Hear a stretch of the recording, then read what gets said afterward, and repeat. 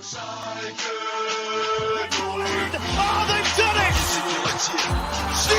Hindrunde, an instant hero! Can you believe it? Plenty attacking! No! The comeback is complete! A stunning second half from Schalke!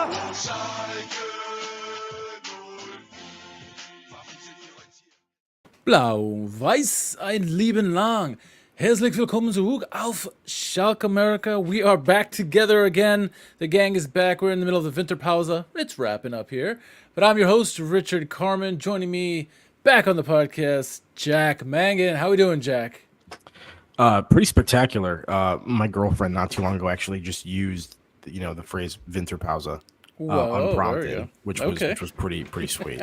So I'm doing all right. Good to see you, sir. Happy New Year. How have you been? Happy New Year. Yeah, I've been pretty good. It's been busy in life, but it's a good way. Just been relaxing. Went on a little vacation between Christmas and New Year's, and kind of just been playing FM a lot on the page. And honestly, other than that, just working. How about you? Yeah, enjoyed a little time with family and whatnot over the holidays, and busy time of year for me at work as well. But looking forward to getting Schalke back in our lives here for the home stretch. Yeah, it's kicking off this Saturday. It's the late game. I guess it's the late game on Saturday against Hamburg. Not a great way to start the second half of the season, the Hindrunde, but little rundown about what we're going to talk about tonight. Kind of catch up on the news that's happened thus far. It's not been much. We're going to talk about Marc Wilmots. Now he's the new sporting director for Schalke. What do we think? I kind of held back my thoughts during the FM series thus far. So we'll get both of our opinions. We'll talk about our Dream 11. Best Schalke team since you've been watching the team. Since you've been following Schalke. And then we'll talk some player grades and give out some awards and get on out of here. Maybe obviously preview Hamburg a little bit. But let's get into it, Jack. So kind of catch up on the news. There really hasn't been too much news. We've talked about players that we can see come and go and all this stuff. They've had a lot of rumors of players that could come in, a lot of rumors of players that could go out. So far, nothing's really come to fruition. I think Cisse has been confirmed possibly going out on loan. That's about the extent of it, honestly, in terms of players going out. Nothing yet coming in. I think the biggest news that's happened in terms of Schalke on the team so far is effective January 1, Peter Knabel was out, and they decided, I would say, Christina Ruhl-Hammers and thank you. And what's his name? The new CEO, Tillman. They decided they're going to restructure Schalke, how they look at things, and Heckelman was going to change his role to a technical director from what his previous role was, and so that means the sporting director. Initially, they said we're not going to have a sporting director role. We don't really need it, and then all of a sudden they hire Marc Wilmots as a new sporting director. And that's been the biggest news so far. The other big low-hanging fruit has been Churlinov, a name we've been talking about for a while now. Players obviously romanticizing about him. Is he going to come back? Will he come back? That's been the rumor thus far. Nothing's happened. Let's start off with Darko Churlinov. Thoughts on? And we may have touched on this briefly during the Hindrunde, but thoughts on Churlinov possibly coming back to Schalke, and from what you've heard so far, obviously it's all been rumors thus far, but what are your thoughts on it? Yeah, I mean, it's interesting. It seems like it was kind of like the fans manifested it. It was something that fans were talking about, I think, prior to there really even being any sort of substantive, tidbits or whatever in the media to kind of warrant speaking about it. But I think people following it, knowing that, Churlinov is probably not getting, optimum play time where he's at currently. His club is open to potentially him going elsewhere for play time. Obviously, there's a connection with Schalke previously. A lot of people wanted to sign him, keep him permanently. We weren't able to do that. But there's an opportunity to get him on loan for half a season for free. Free at least in terms of, no transfer fee, whether we're paying salary or whatever else. But I think, if it's something that we can make happen, I think we got to go for it. I think wing play has been pretty weak from us this year. The guy is motivated to come back at Schalke. So I think it'd be a good fit. I think in terms of loan signings, it's probably as close to optimum as you can imagine because it's a guy who has a history here, has him getting playing time, wants to get playing time. You could say, hey, why would we want to take somebody on loan who wasn't getting any playing time? not going to be in great form. That's what a lot of loan signings are. People are getting a lot of playing time, are just going to be sent out on loan. So it's kind of what it is. So for me personally, I view it pretty positively, and I think if we're able to pull it off, it'll be a good thing. How do you feel about it? I think your comment about our wing play has been weak thus far. One of the comments, I'm going to slightly diverge for a second. One of the comments Gerard's made recently at the end of the Portugal training camp during the midseason was that they asked him what is his biggest weakness, what does he need to fill? And one of the comments was, I mentioned two of the comments he made. The first comment was the right wing. Right wing, we need help on there. We need some help in the attack. That is a weak spot for us in the team. That kind of echoes what you just said there and kind of how we felt this season. The second part of the comment was, I think the defense is a strength of ours, and I left me flabbergasted because that's probably the worst part of our whole team is defense, honestly. But getting back to Churlinov, yeah, it's interesting because I think in one respect, yes, he is one. He everything you said. He's someone who knows the team very well. He's got that game-breaking ability. Even when he was with us last time, he had those moments where he would just show up and make something crazy happen out of nowhere. And we need that. We really don't have that at the moment, other than Odrago, and he's out injured at the moment. And we just don't have any really great speed on that wing. Kazuki's been a bust thus far. Last man hasn't really done much. Karaman, he's done well, but he's kind of moving everywhere. Really, he's been as a utility man up in the attack, and in that respect, it makes sense.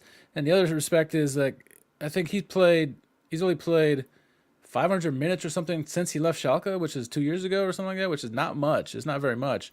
So there's obviously players like you mentioned when they're on loan, they typically don't play that much, but he's also had a bunch of health issues. That's my big concern. It's health wise, is he going to be able to make it? I don't want to bring someone on that, could potentially have ramifications on their own life. You want someone to be healthy, and you shouldn't just kind of force yourself out there because you love the game.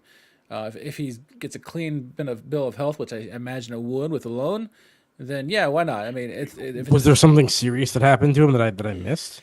He's had heart issues, and that's what put him out of was it West Ham or Burnley that he was at for a long time. I believe it was some kind of heart complications or something like that. That's what the big issue was, I thought, with him. But he's back. Hey, Med Hunters in the chat says Glukov, good to see you in the chat. I'm as happy to see Jack as you are there. Yeah, so that's been my biggest concern with Darko Churlinov, and also the price. If we get him for a cheap on a loan with minimal weekly obligations, great. I heard that at some point they were trying to Heckelman was trying to just outright buy him because that's what Burnley wants. Burnley wants to buy him, and I think it'd be 4 million euros or something like that. We can't afford that, at least without somebody going away, selling somebody. In my FM series, I sold Thomas Oweon, if anybody cares, but it's been interesting, and the whole thing with Darko Churlinov, I think yes, ultimately it's positive. My biggest gripe is that management keeps saying, oh, what if this, what if that, there's all these scenarios, and they haven't put in a freaking offer yet. It's been 18 days since the window open, and they haven't even put an offer in. And my whole thing is, put in an offer, see what they counter with, and then you can say, okay, let's adjust as we need to. But just talk and say, oh, yeah, we want Darko Churlinov, and we would be nice to have him, price needs to come down, but you haven't put in an offer yet. The agent said so itself. It's the agent's getting tired. It's we're not going to wait around for Schalke all the whole time. We got to just move our player if I need to. And so that's been the biggest thing that's been bugging me. And if it's going to happen, just do it. Do it, put an offer in, negotiate, and then try your best to get him. I don't know. That's kind of where I stand with it. Yeah, no, for sure. And I think even outside of Churlinov, there hasn't been, as you mentioned, really any action whatsoever to speak of in terms of incoming people. And I think that's a lot less action than a lot of Schalke supporters would have been hoping for. Maybe not expecting, given some of the comments that were coming out ahead of the Winterpause from leadership trying to kind of head off that that inclination from the fan base. But even so, I think a lot of people look at the squad and say that we need reinforcements. And so the fact that we're now approaching our return game in January with really nothing to show for this entire break off is not necessarily encouraging. Yeah, the only bit of news is that our injured players are starting to come back. Odrago is near returning, as is Polter and Leo Greimel. Kabadai and Lasma are back training with the team, so we're getting healthier. Marius Muller as well, he's back training with the team. The other bit of news was Gerard was asked about Marius Muller and Fairman. He said, right now, Fairman's my number one. There's no reason for me not to have Fairman as my number one.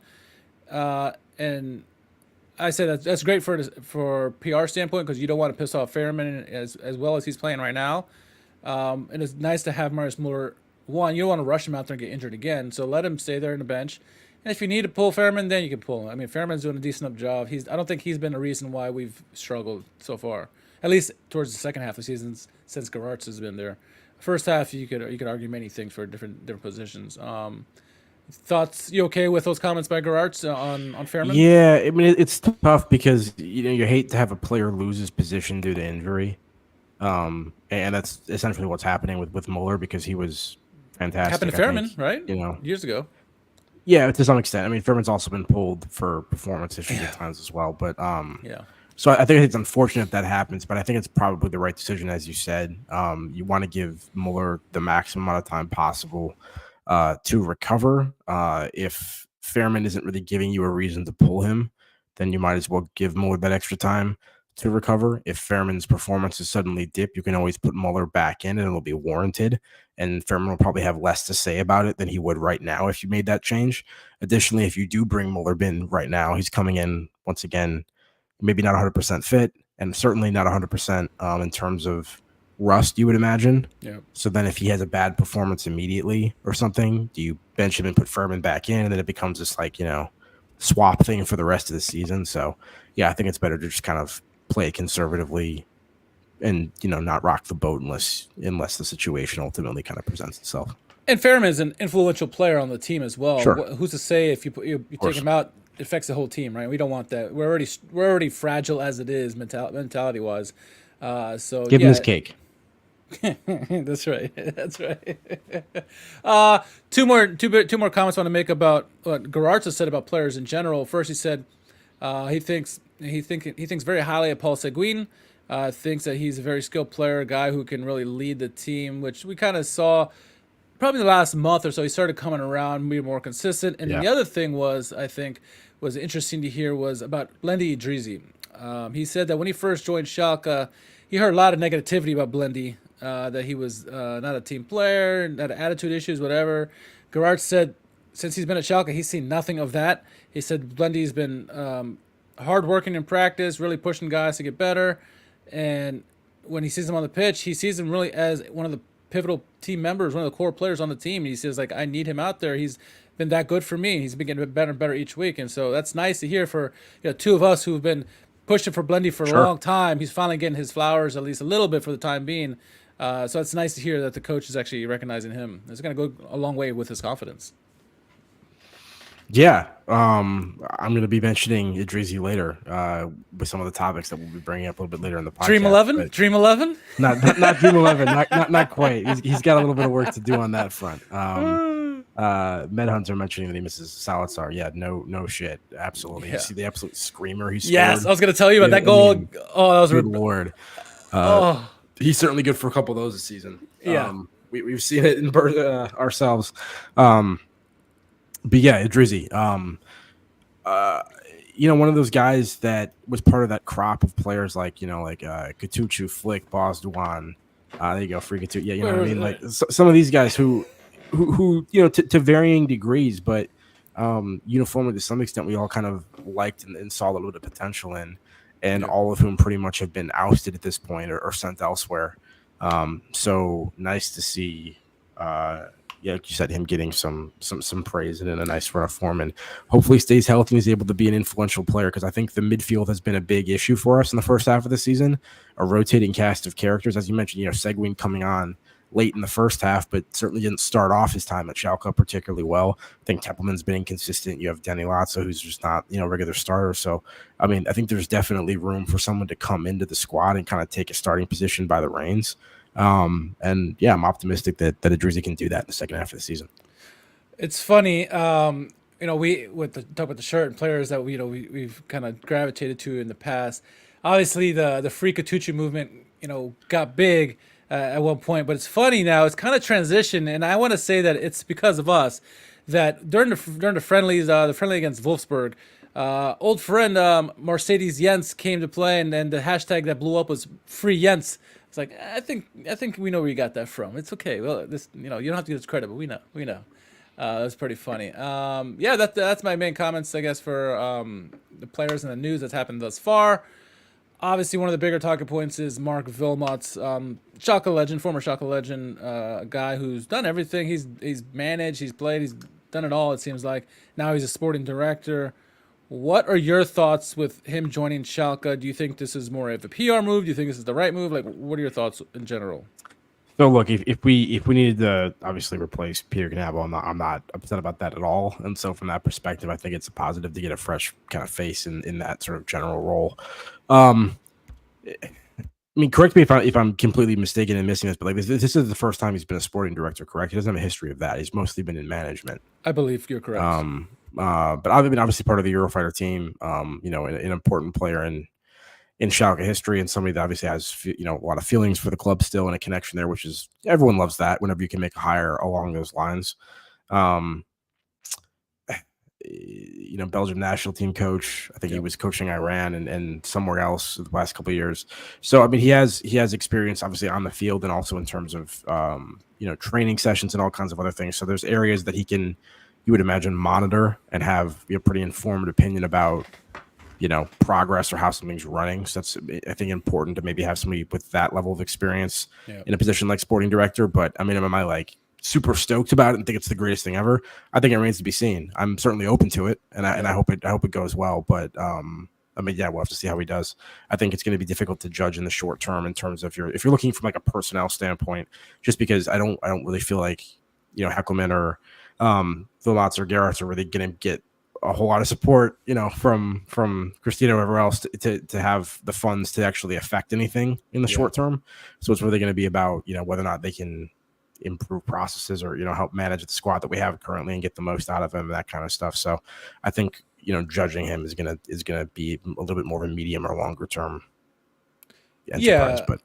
And I think I'm along with you in the same lines. It's gonna be really a wait and see about how he's gonna do. I think what he's said thus far has been good to hear, and he's saying the right things.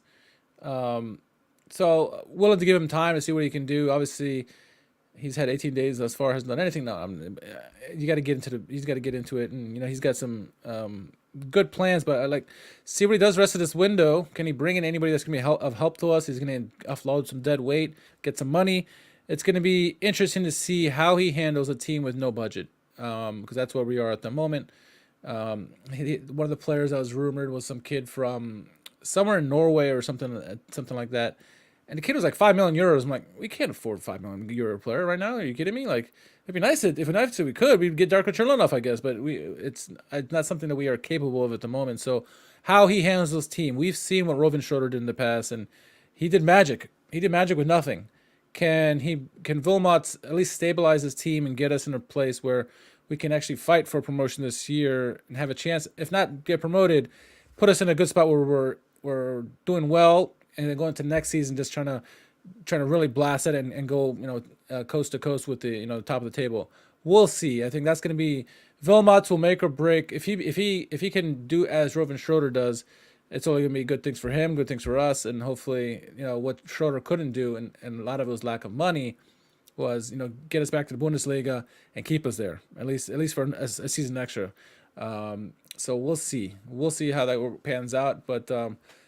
Overall, I mean, I wasn't too. Knabel did some okay things, I think, as a in that kind of role, and Heckelman, call it what you want, but put him in a technical role. Maybe that's where he's better suited, possibly. Time will tell with that. It's still the main goal for us is not to get relegated this season, and hopefully we've stabilized enough that we can have a nice push at the second half of the table, because we are currently 15th place or something, 14th place.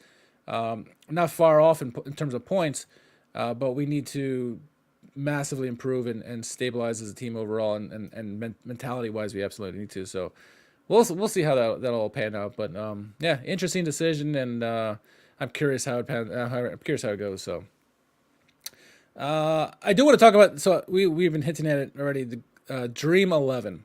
And I talked about this a couple episodes ago during the Schalke FM series. If you haven't seen it yet, go on our YouTube page. We've been doing a live stream on Mondays, the same time slot, just trying to keep my grease running, everything running smoothly, so I don't forget how to do this stuff. We've been playing Schalke with FM, trying to rebuild them, and so we've been talking about some news there. And this is where it's kind of broke out, where I read this article from GimmeSport.com, and this writer says this is my Dream 11. And to recap, it was Manuel Neuer in goal, and then of course I shut my window. Manuel Neuer in goal, Tilo Carrera is right back, center backs of Joel Matip and Malik Chow, left back of Sead Kolasinac, midfielders of Ivan Rakitic, Leon Goretzka, Weston McKennie, and then attackers of Julian Draxler, Brielle Mbolo, and Leroy Sané. And my initial thought, like I said then, was who the fuck's starting 11 is that? If that's your best 11, Schalke, like what the hell? You've been a fan since what, 2017?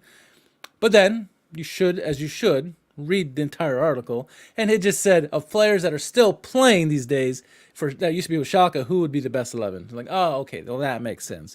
But that got my thoughts running in my head and saying, well, what is Schalke's best Dream 11 for since all the time that I've been watching Schalke? What would be my Dream 11? And so that's my question for you and for me, because I haven't shared this yet.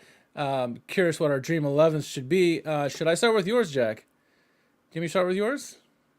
Yeah, absolutely. You can start with mine. I guess here we go. I pulled it up. Okay, here we go. Let's see if I can share the screen here. Where is this the right page? We'll find out. Yep, that's it. Okay. Somewhat short notice to put this together, so I reserve the right to make adjustments later. But I mean, yeah. So Richard, you were saying, of players that I've seen play, yep, for Schalke, or kind of can remember. So mine's kind of a mix of some of the people that I think are the best people that I've seen play, and also just random favorites and whatnot. There's certain players that were at the club and played for Schalke when I was still kind of initially following them, but I, for whatever reason, just don't really remember watching that much, so they're not in the team for that reason. That'd be people like Rakitic. I just personally don't really remember watching much Rakitic, at Schalke, right, or Mezzonozo, people like that. But yeah, where do you want to start? And I can just kind of walk you through it. Yeah, let's start from the goalkeeper and just work our way out, I guess. Kind of got to be Manuel Neuer. Yeah, no brainer there. Pretty phenomenal. Doesn't get much better than that. Honorable mention to Fairman, obviously, for the time that he's put in. He's a club legend, for sure. If you want to go right back, I think Uchida is an honorable mention. Yeah, for sure. But I'm going with Rafinha. Pretty great player in that position. And I think right and left back, I think there just weren't that many options for me that I really loved since I've been a fan. I think those have kind of been a weak point for us for a very long time. But anyway, center backs, I ultimately went with Benedict Höwedes and Matip. Okay. I think honorable mention could be like Bourdon or even Naldo if you want to go super recent. Yeah. Marcelo Bourdon and then and Naldo. But for me, Höwedes, obviously Pete Höwedes was pretty great, and Matip was an important player for us for a while before obviously we lost him to Liverpool. Left back is just a shit show, so I just went for a name just to be funny. So I went for Christian Pander, and just saying what could have been if not for the injuries that he sustained for pretty much his entire tenure at Schalke. But I mean, players I didn't love Christian Fuchs honestly when he was at Schalke. I wasn't a huge fan of him while he was here. I'm not gonna give it to Dennis Iogo or Bastian Oczipka or. I guess you could say Kolasinac, Zayo, give it to him to some extent. I think that's totally fair, and I could have and probably should have did that, but I just decided to go with Pander just because, why not? Any initial thoughts on the back end of things there? Yeah, no, the back four is. I mean, it's pretty good. It's hard to go wrong with all those players. Christian Pander's always been one of my favorites for sure. Rafinha or Uchida. I mean, you can make an argument for Uchida as a left back if you want to, but yeah, his natural position is right back, and so yeah, it's hard. I think Rafinha's been. Not only was he probably had the slightly better season with Schalke, but then he went on to bigger things too with Bayern and was really made it himself. So that's a really great shout there. And then Höwedes, it's hard not to have Höwedes in there. One of the great captains in Schalke history. So no, I like it. I like the back four. Who are you gonna go? You're gonna go Metzelder and we'll for left back. You could shout out Escudero or somebody totally random. I have no idea. Anyway, we'll get to it. Boateng, no, just kidding.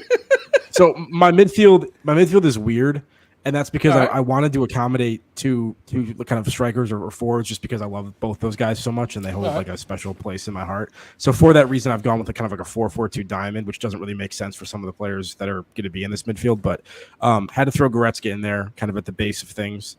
Hopefully that's not a controversial pick. I've gone for Leroy Sané on the left, just because in his brief time at Schalke, he was just insanely electric.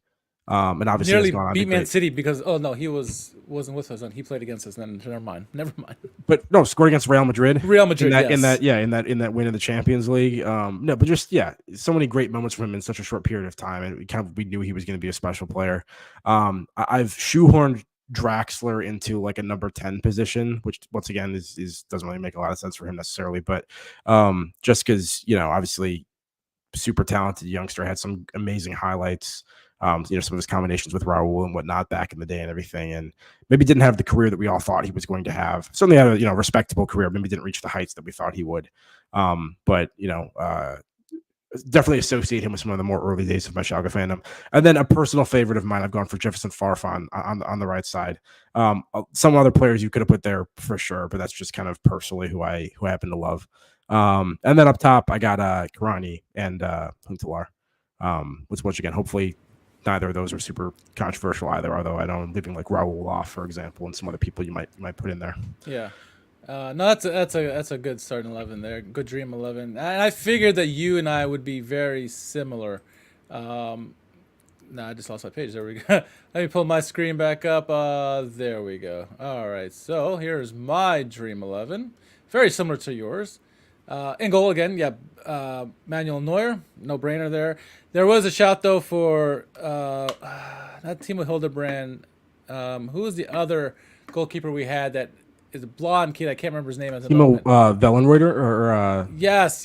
I thought he would had a chance for a while. I was pulling for him to kind of be the next replacement for Neuer. Never happened, but Neuer's no brainer. He's one of the great goalkeepers in history, honestly, and he really changed the way the game has been played. So no brainer for me. Back four is very similar to yours. Rafinha for me, right back. Just beat out Uchida. Hovidis is my, he's one of the greats there. Bordone is one of my favorites. I kind of figured you'd put him in there for sure. Bordone and Pander. Me, yeah. It's just that era of Schalke. Bordone and Pander hold a special place in my heart. Pander, like you mentioned, his career was cut short. Had the wicked free kick ability, crossing ability with that left foot. But yeah, it didn't have the long career that we had all hoped for. Bordone has just he's brilliant for me. He kept I nearly put in Naldo over Hovidis, and I thought about it, I was like, no, it's Hovidis. I got to put him in there. But Bordone will always be my starting 11. I loved everything about him. Real quick, what does that say about Naldo though? That both of us were actually considering him putting him in there when he was that late in his career and was only here for a couple seasons. I mean, he was legitimately that good for a while. It was so surprising that he was playing at that level. I think what players do in derbies have a lasting effect on all of us, and it puts a special place in our heart. So Naldo for us, obviously Karani as well, but Lehmann, despite playing for the rivals, he scored against them. First goalkeeper in open play to score.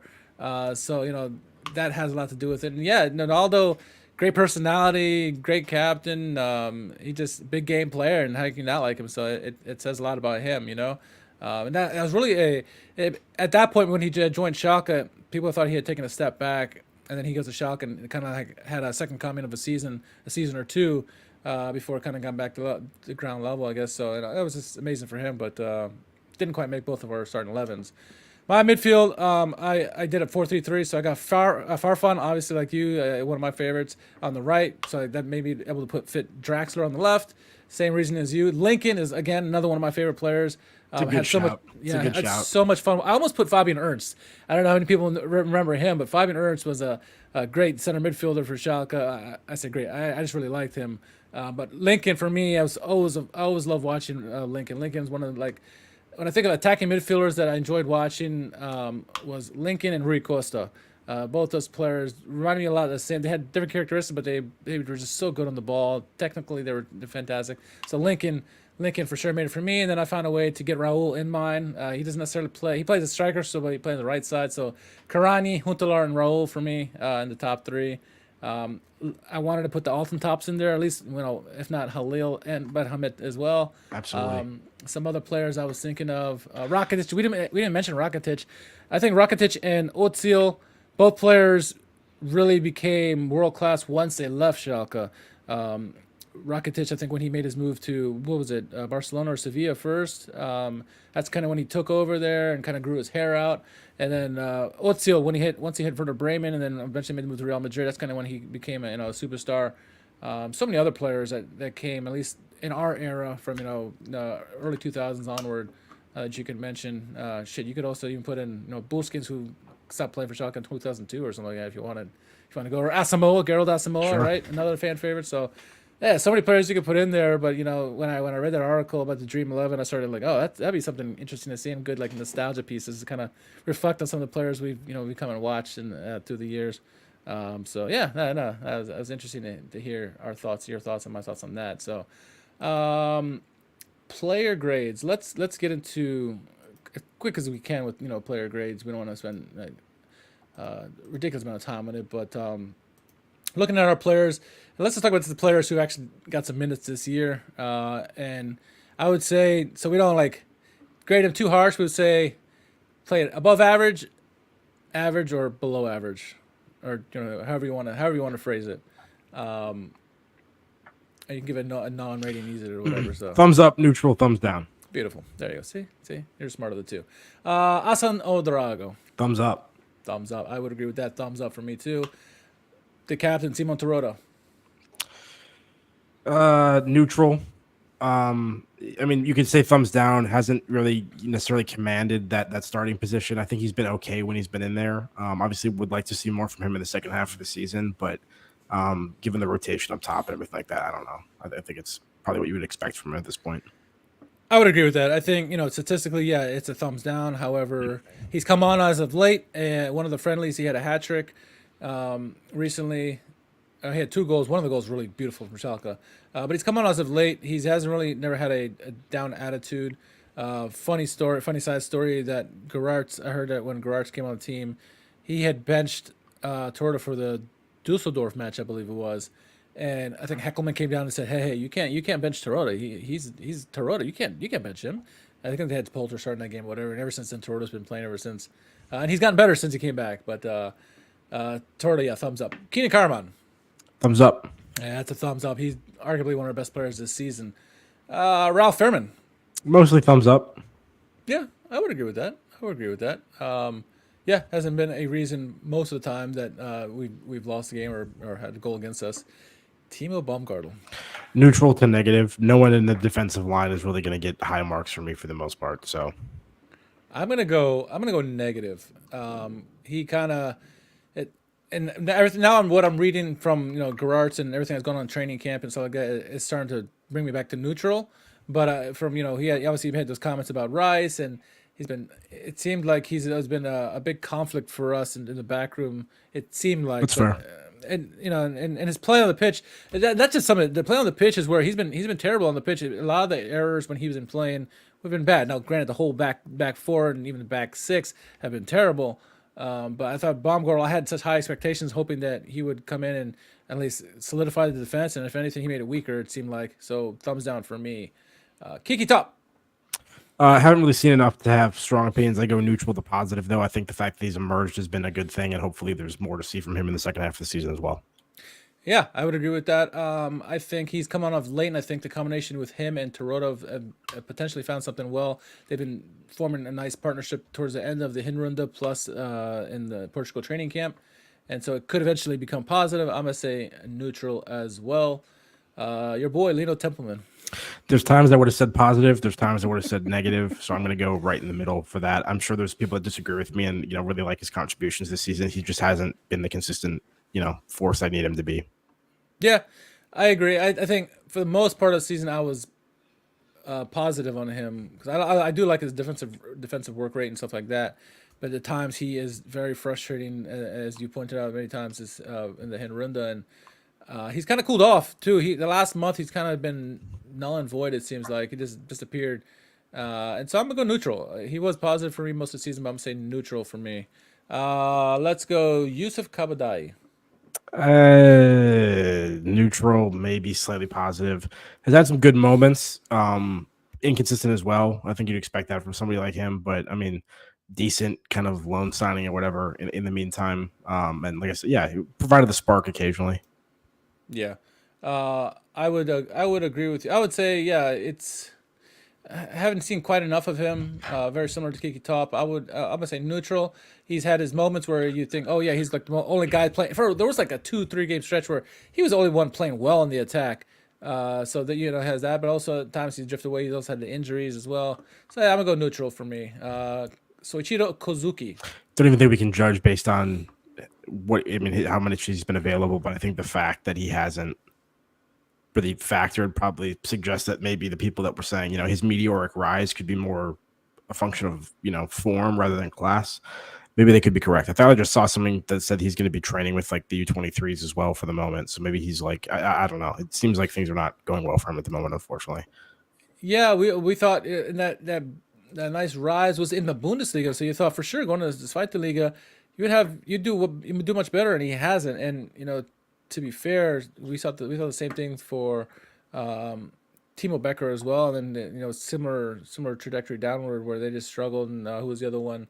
Was it Malik Chow or is it somebody else? I forget who the other person was. Or like they just struggled more in the Zweite Liga. It seemed like.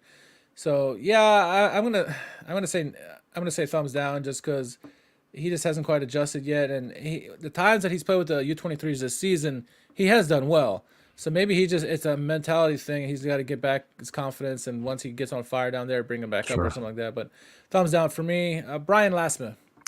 I'm gonna go neutral. I think he's had some really good goals, some really good plays, moments where he's looked absolutely electric. I think this could just be more of a function of my own expectations for him coming this season, though. I wanted him to have a bigger impact than he's had so far overall. I think he's been kind of spotty. I was kind of hoping he was going to kind of take the attack by the reins and kind of be the guy. And like I said, there's moments where it looked like he's capable of that, but just hasn't really quite done it yet.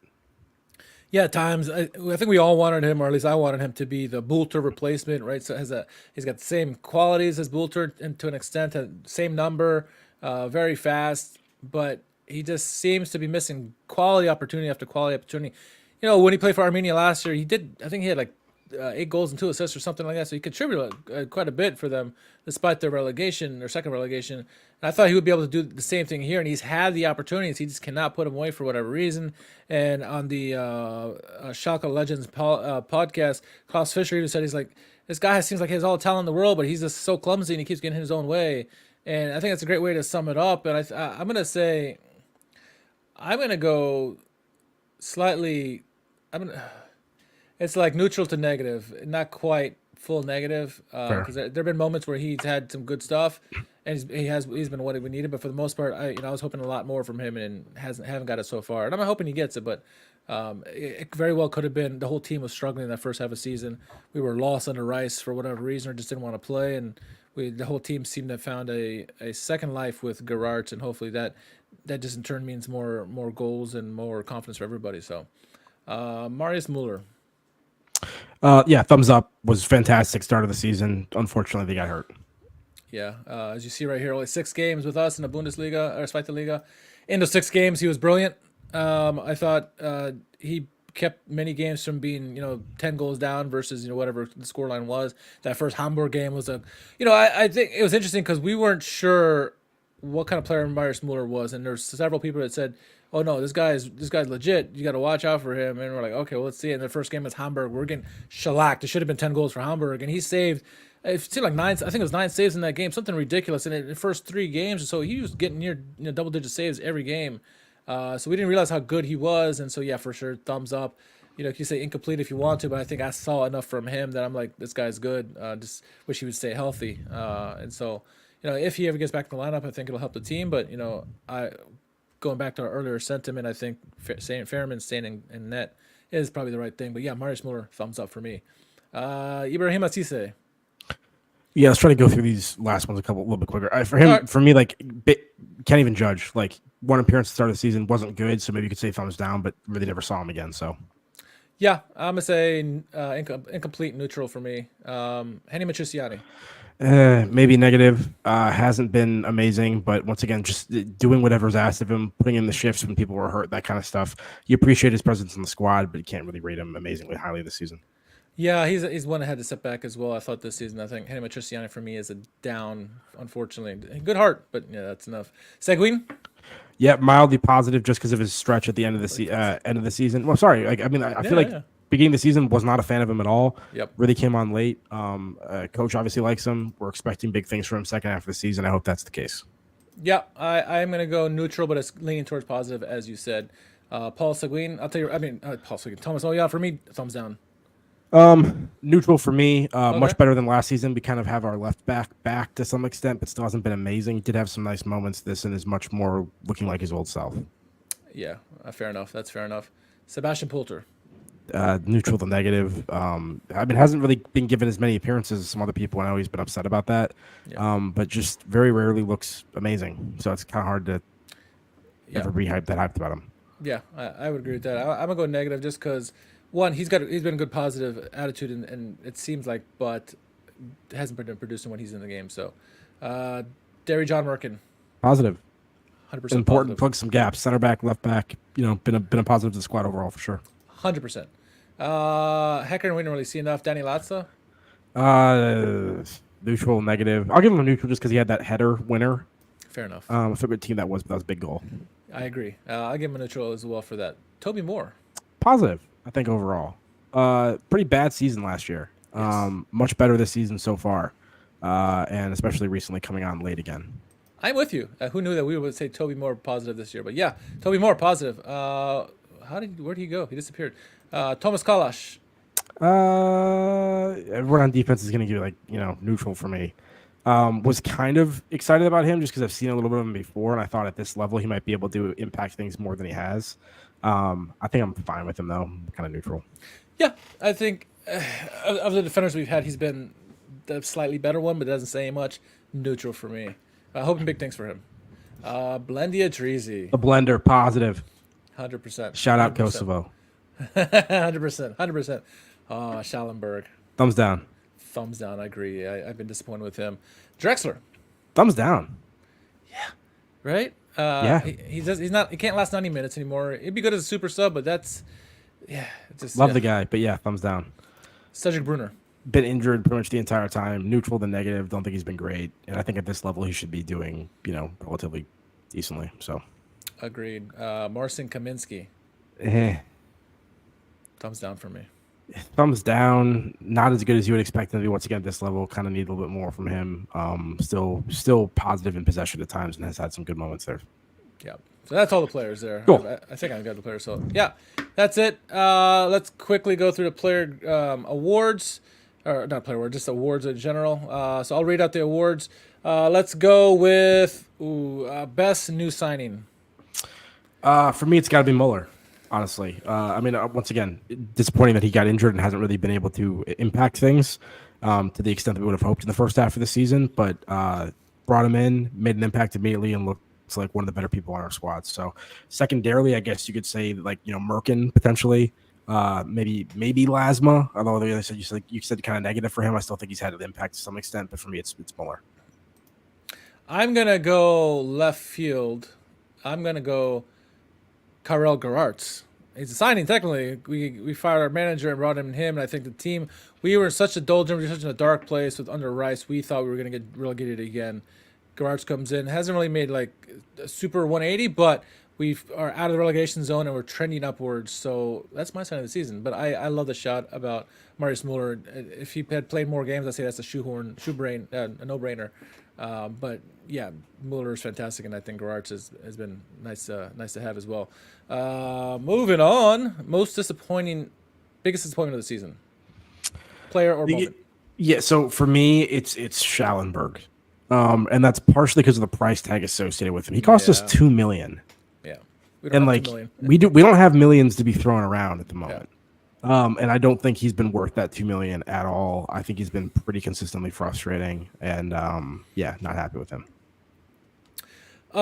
Biggest disappointment for me was just how we were. I think even the most pessimistic Schalke fan would have thought, worst case, we're just not going to get promoted this year. We're going to be like in the running, but maybe top 5 or something like that. 8. Yeah, mid-table. And 9. we've been flirting with relegation nearly the entire season, if not the bottom. We just recently came out of it, and that's like the fan base is just like, we don't know what to think. Everyone knows that if we drop to the third division, there's a strong possibility we could go bankrupt or something crazy happen to the team, absolved or something. So that's been the biggest disappointment for me, is that we dropped so far when we were supposed to be one of the favorites to get promoted back up. So that's been. Yeah, I mean, I think I was more pessimistic than you were, and I was not And you had him like 6 or something. And I was suggesting that we wouldn't be. Yeah, I thought towards the end of the season we'd be kind of in the hunt. Mid-season, maybe we're somewhere between 10th and 12th or something like that. But I did not expect anything like this at all. So I agree with you on that for sure. Most surprising moment. Most surprising for me is just the reemergence of Blendy Adrizzi. I honestly thought that he was kind of done. Yeah, at Schalke for whatever reason. I kind of just didn't expect this random, late part of the first half of the season reemergence for him, and I'm hoping that it's not a false dawn and that we actually see some continuity into the second half of the season. But yeah, I'm really optimistic about it. Obviously, he's kind of a pet player for you and I. Yeah, I was gonna say him, but since you mentioned him, I'm gonna change my answer. I'm gonna say Derry John Merkin. When we signed him, we had been signing players that just random players. Like, what the hell are they doing? When we signed Derry John Merkin, I was like, what the hell is this? What is this for? Like, we got Toby Moore, we got other people, we got Oweon. This doesn't make any sense. And he's been one of the best defenders since he's been in the starting 11. It seemed like best players on the pitch. And so, yeah, big surprise for me and fantastic signing for me. I don't know why I didn't mention him best signing. Let's go MVP of the first half. Keenan Karaman, and What? wouldn't have expected that preseason. Like, No. it's surprising to hear those words come out of my mouth, but in an absolutely abysmal first half of the season, he has been probably the most consistent source of quality on the pitch. Yeah. And at times has looked pretty good. So look, he seems to be embracing the leadership role that he has at the moment. And I don't know how much of it is just like through like professionalism or his personality, and more just the fact that he's the only one that's like showing up. So he just kind of de facto is a leader, but he seems to enjoy that mantle and like wants to perform well and wants to be thought of in that way. And, so, hey, good for him. And hopefully he keeps it up in the second half of the season. I wonder how much of it is that he's using the motivation to want to try to make the Turkish team for the Euros as part of driving this for his playing so well. And maybe it isn't. If it is or isn't, I don't care. I agree with you. I think he's the MVP of the season. He's been the most consistent, and we're saying this with bated breath because this is his fight league and we're in 15th place or 14th place, whatever. But he's been the most consistent performer, getting the most goals on the team, just doing things out of nowhere. It seems like. That when we least expect it, he just shows up. When we need a big goal, he seems to be the one that shows up. We're like, okay, we'll take it. He drifts in and out of games quite a lot, but when we need a big moment, he's there. And so, yeah, for me, Keenan Karaman is an absolute no-brainer, I think, when it comes to player of the first half of the season. Now, if Marius Muller played the whole time, I think he's a no-brainer. He's number one easily, but he didn't. So Karaman coming up with like the head sometimes too, like getting some scruffy, like physical goals in the box where he gets headers and stuff. So he's making it happen. Yeah, no doubt about it. All right, so next, last one, goal of the season. I'm gonna let you go first because I'm having trouble remembering some of the great goals this season. Yeah, I didn't have time to go through like literally everything we've scored so far this season, so I'm probably forgetting some. Honestly, one of them is Oed Raogo's goal in the opener against Hamburg. Some clever footwork in the box, and then kind of shoots blind back across his body towards the corner. Toronto assist, right? It may have been Toronto. I forget who gave it to him, but yeah, it was nifty footwork for him. That was like the first match day of the season in that crazy Hamburg game. So that was obviously exciting. A player that we had heard about now making his senior team kind of not debut necessarily, but was it his debut? I forget. I don't think it was, but anyway. That was exciting. Oweon actually had a nice goal in that game as well. I think Oveon's free kick goal to level it at 3-3 against Magdeburg in that crazy 4-3 win against Magdeburg. Oveon's free kick goal was pretty sick there. The other two I wanted to shout out real quick. So Lasma's third goal against, I think, 9-man Kaiserslautern at that point. They had like 2 red cards or something. But Lasma's third, it was like a chip over the top, maybe from Karaman or somebody. It could have been Adrizzi. I don't even know. Oh, yeah. And then Lasma held off like a defender in this really weird body position and was able to slam it in. That was pretty good from him. Last but not least, the one that actually I'm going to give it to. Okay. Because it was just like the nicest sequence, I think, for us. I forget who starts this off, but it was in the box or around the box. Ball's on the right side of the pitch. Crosses over to Lasma, who then heads it back into the path of Kaminsky, who just like left foot volley rockets it to the far corner and buries it. It's just like a really, really nice finish from your center back. And then also like really unselfish, smart play from Lasma to head it back down in his direction. I forget what team that was even against. But I don't know. That was part of the that was the 5-3 Dusseldorf loss, I think. Oh, okay. Yeah. So it didn't matter. But yeah, really nice goal there. Yeah, that was great shots. Yeah, all those are good. And then now that you mentioned, like, oh yeah, I remember all those goals. For me, and I don't know if this counts because it was a friendly, but if you look at the last game they played against whoever the hell it was from Belgium, where they won 3-1, the first goal of the game where I think every player on the pitch touched the ball, like one touch passing, and ultimately Karaman gave it to Rota for the goal. If you watch his tic tac, it looked like Pep Guardiola's type team. And just like we see this all season long. It was a fantastic goal. It was just a friendly. And I don't care if it's a friendly or not. It's our podcast. We do what we want. So that's my goal of the season. But the goals you mentioned in season, those were some fantastic goals. Yeah, that Owayan free kick. You mentioned that, and plus Odrago's first goal of the season. I believe it's from Simon Torota. Yeah, those are all great shots there. So interesting. Yeah, it's funny because when the season goes well, you remember all the goals. When the season doesn't go so well, you're like, what the hell happened this year? It's just been like whew, big blur. All right, last thing before we get out of here, real quick. Thoughts on the Hamburg match coming up? Obviously, looking at them at the table, they are currently in third place in the table.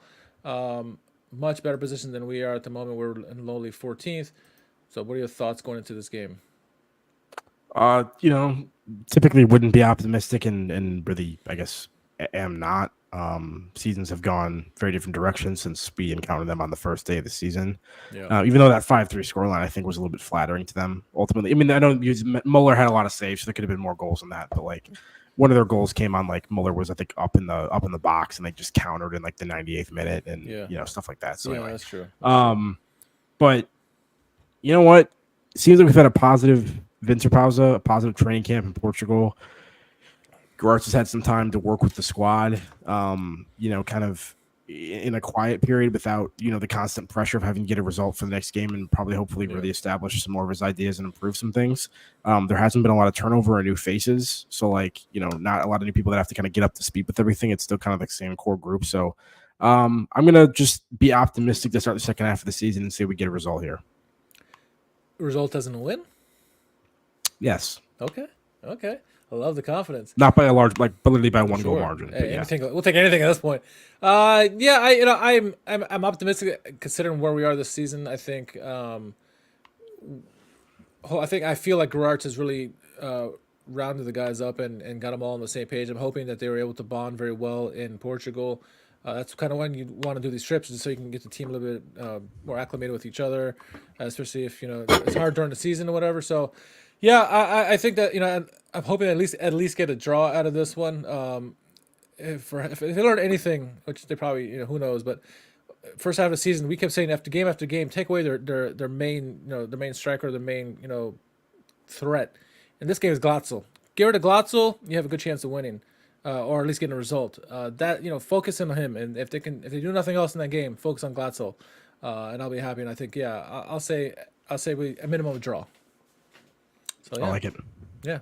All right, so that'll wrap this one up. We'll be back early next week for the podcast. Back in our normal time. Is this game on ESPN Plus this weekend? It better be. It should be. I haven't even checked, honestly. Yeah. I assumed it would be just because it's two marquee teams. Yeah, exactly, yeah. The two biggest teams in Germany. Let's see, where's the teams? Schalke. There we go. ESPN Plus. There you go. There you go. Love so it. there you go. 2:30 p.m. Eastern time, 1:30 p.m. That's nap time for you. Every day, all day is nap time for me, man. But yes, 2:30 is my key nap time area. All right, let's get out of here on that note. Jack, where can our followers find you on social media? At JMMangan, JMMANGAN on Twitter. You can follow me at R_KHARMAN. It's good to be back in the saddle again, Jack. Podcast back to the normal times. We'll continue the FM series. If not doing live streams, we'll at least keep the videos going with that. And funny enough, we're playing Hamburg next in FM series, so we'll see how that one goes as well. We'll see a comparative. We're actually doing better in FM than we were doing in real life, but I digress. All right, I'll catch you guys. We'll catch you guys on Monday, I guess, or something. We'll keep you updated. Check on Twitter and enjoy the game, and we'll catch you soon. Glück auf.